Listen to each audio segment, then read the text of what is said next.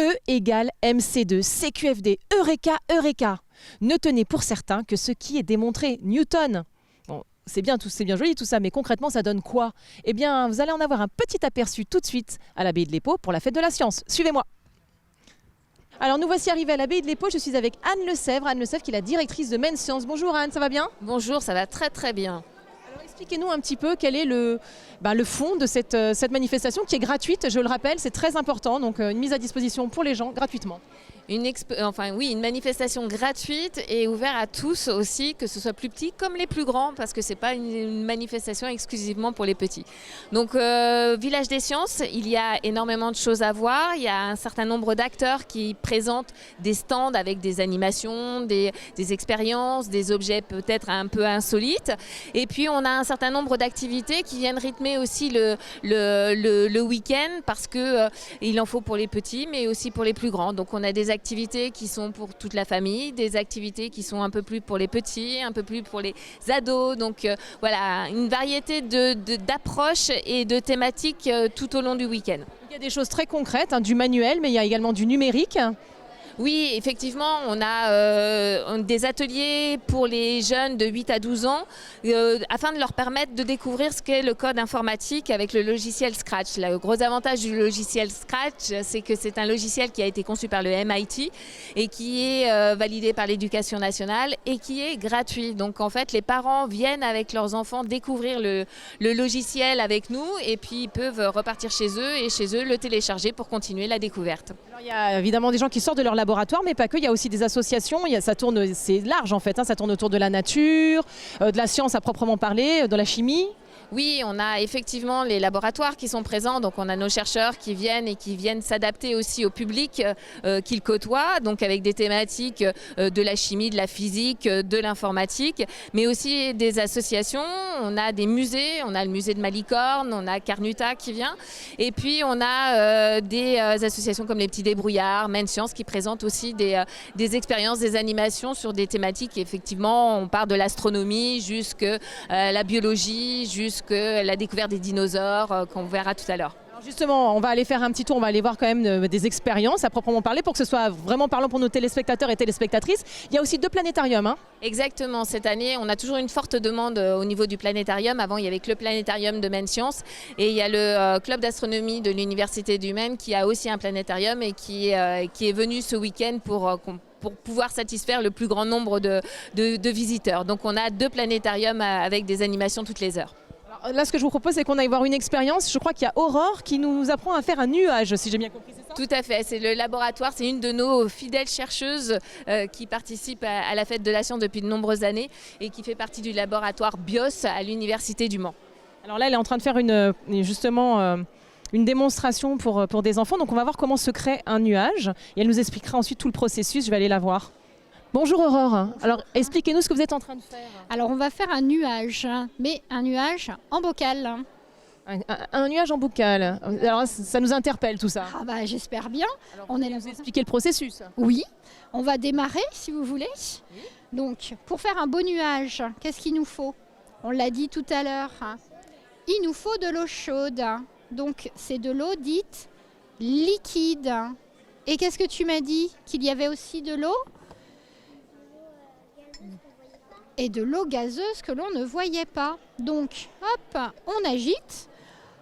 Oups, on agite, on agite. En dessous, on a de l'eau liquide. Ici, on a de l'eau gazeuse. Donc, pour faire un beau nuage, il faut que le gaz monte dans le ciel. Et puis, dans le ciel, il fait froid. Et il y a des petites saletés, de la poussière, des pollens, un petit peu de pollution. Donc moi, je la crée avec les allumettes. Et on a dit que dans le ciel, il faisait froid. Donc on met de la glace. On fait un petit ciel très froid. Et quand on regarde, la vapeur d'eau est montée. Elle se refroidit avec la glace. Elle fait donc des petites gouttelettes d'eau qui s'accrochent aux petites saletés que l'on a faites.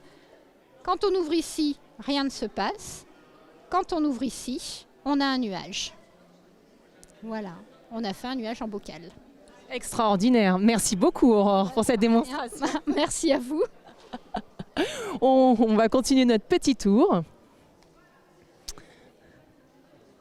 Et on va partir, alors là je crois du côté, vous parliez de dinosaures. Oui, tout à fait. On a le musée vert qui est présent sur le village des sciences et qui nous présente une thématique sur les géants et notamment en particulier les dinosaures.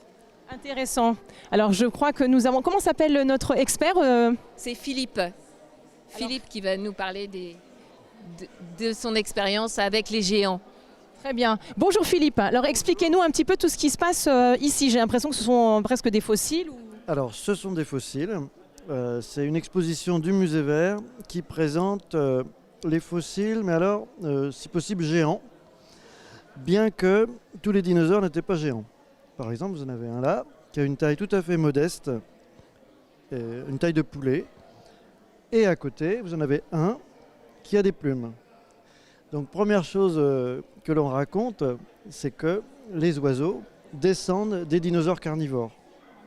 Donc ça, c'est la première chose que voilà, tout le public ne connaît pas forcément. Autre chose, pour la Sarthe, pour le département, à l'époque des dinosaures, eh bien, nous sommes, comme le montre l'affiche derrière, nous sommes sous l'océan, sous les eaux. Des eaux chaudes dans lesquelles évoluent des géants, mais qui ne sont pas des dinosaures, qui sont des reptiles marins géants. Ce qui fait que pour notre département, on n'a pas beaucoup de fossiles de vrais dinosaures qui eux, marchent sur terre ferme et qui en fait, à l'époque, la terre ferme, c'est la Bretagne. Voilà. Donc il y a quelques cadavres de dinosaures qui flottent et qui laissent des petites traces d'os, de vertèbres qui tombent au fond de la mer. Et au fond de la mer, ça se fossilise. Plus tard, la mer n'est plus là, c'est la terre. On construit des autoroutes, on creuse dans le sous-sol.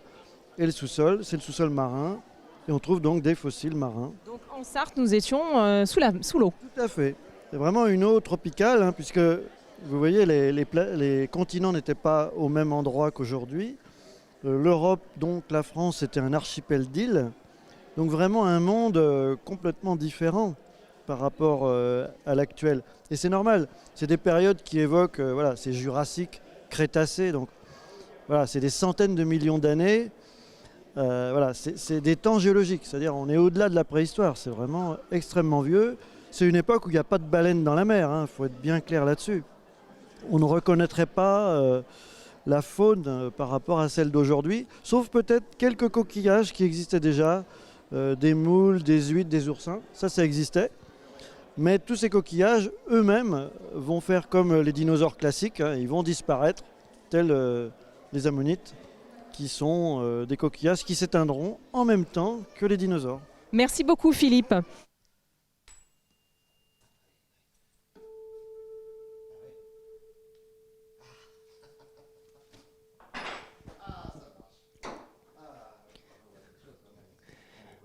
Bonjour monsieur. Bonjour madame. Mais qui êtes-vous monsieur? Vous ne me connaissez pas. Corentin Tamar, pour vous servir. L'aide du professeur Sanson. Et que faites-vous? Que se passe-t-il ici? Des recherches sur l'acoustique, enfin voyons mon enfant, vous n'avez pas compris.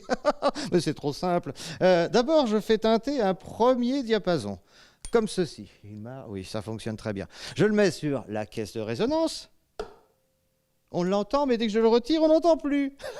Alors qu'avec le second diapason, 440 Hz, on entend, et même si je l'arrête, on entend toujours. Est-ce que vous pouvez nous expliquer ce phénomène? Alors, mais oui, tout à fait, bien sûr, c'est enfantin. Ici, 440 Hz, 440 vibrations par seconde. Ici aussi, 440 vibrations par seconde. Les deux rentrent en résonance, ils se parlent, ils se correspondent. Celui-ci, bien plus petit, n'est pas du 440 Hz. Plus élevé, une fréquence plus élevée. J'ai beau le mettre à côté, le mettre sur la caisse de résonance, ils ne correspondent pas, ils ne s'entendent pas. Voilà pourquoi on ne peut pas avoir le son qui est restitué au second diapason, phénomène de résonance. Merci professeur. Je vous laisse à vos expériences. Si vous voulez, oui, je veux bien, merci. Anne, qui est l'ambassadrice, notre ambassadrice régionale? Alors l'ambassadrice régionale, c'est Maude Barré, qui est enseignante-chercheuse à l'Université du Mans. Donc on a la chance cette année d'avoir notre ambassadrice en local avec nous. Donc elle était en exploration des autres villages pendant tout le week-end, mais elle vient travailler avec nous encore aujourd'hui et donc elle est présente sur le village. Quelle Donc, chance. voilà. Je vais aller la voir.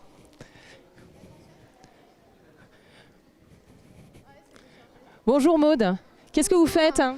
Alors, je suis en train de présenter en fait une voiture qui fonctionne avec une pile à combustible, donc une voiture qui fonctionne à l'hydrogène. Et forcément, comme vous êtes là, elle ne fonctionne pas. Évidemment, ce serait trop simple sinon. Non, mais je pense qu'elle s'est déchargée. En fait, l'intérêt ici, c'est de montrer comment on arrive à produire de l'énergie à partir de l'hydrogène. Et ce sont juste des modèles de démonstration. Mais en fait, l'intérêt, nous, après, c'est d'amener le visiteur à parler de la production de l'hydrogène, de son stockage, de comment est-ce qu'on arrive à faire fonctionner en ce moment déjà des bus à hydrogène dans la ville du Mans et plus tard, éventuellement, des trains, des bateaux avec une pile à combustible. Alors, est-ce que vous pouvez nous expliquer en 2 mots justement comment ce process est possible? Alors le principe de la pile à combustible, en fait, c'est une pile qui va fonctionner à partir de dihydrogène et d'oxygène. Et en se combinant, ils vont échanger des électrons. On va faire passer les électrons à travers des fils, ça va produire de l'électricité. Et l'intérêt, c'est que 2 atomes d'hydrogène plus un atome d'oxygène, ça forme de l'eau. Donc on crée de l'électricité et le seul déchet, c'est de l'eau. Alors maintenant, le problème, c'est qu'il va falloir créer ce dihydrogène. Et donc, on va forcer le procédé inverse, c'est-à-dire qu'on va prendre de l'eau, on va lui apporter de l'électricité, on va l'obliger à se casser en dihydrogène et oxygène. Et comme ça, on va stocker notre dihydrogène pour après l'utiliser dans une pile. Merci beaucoup pour ces informations, chère Maude. Merci mille fois. Donc, je vais retrouver Anne. Il y a pléthore de choses évidemment dans ce village des sciences, mais on ne peut pas tout montrer, mais vous en avez eu un petit aperçu. Anne, des choses à nous annoncer? À l'année prochaine. Non, mais vraiment, c'est une manifestation qui est ouverte vraiment à tout public. Il y en a vraiment pour tous les niveaux, pour tous les curieux, en fait. C'est une manifestation à destination des curieux, petits comme les plus grands. Et vraiment, c'est pour découvrir que la science, elle est partout et qu'il n'y a pas besoin d'être un grand scientifique pour venir s'amuser et découvrir plein de choses ici. Oui, elle est dans notre quotidien, donc vraiment, on compte sur vous pour être au rendez-vous l'année prochaine pour ce village des sciences. Il y a des dates déjà ou de prévues? Oh, ça sera à la même période. On n'a pas les dates officielles puisqu'elles sont déterminées par le ministère, mais ça sera à la même période au mois d'octobre. Très bien, merci beaucoup Anne. On vous laisse à ce merveilleux village et quant à nous, on file où? On file à l'arche de la nature.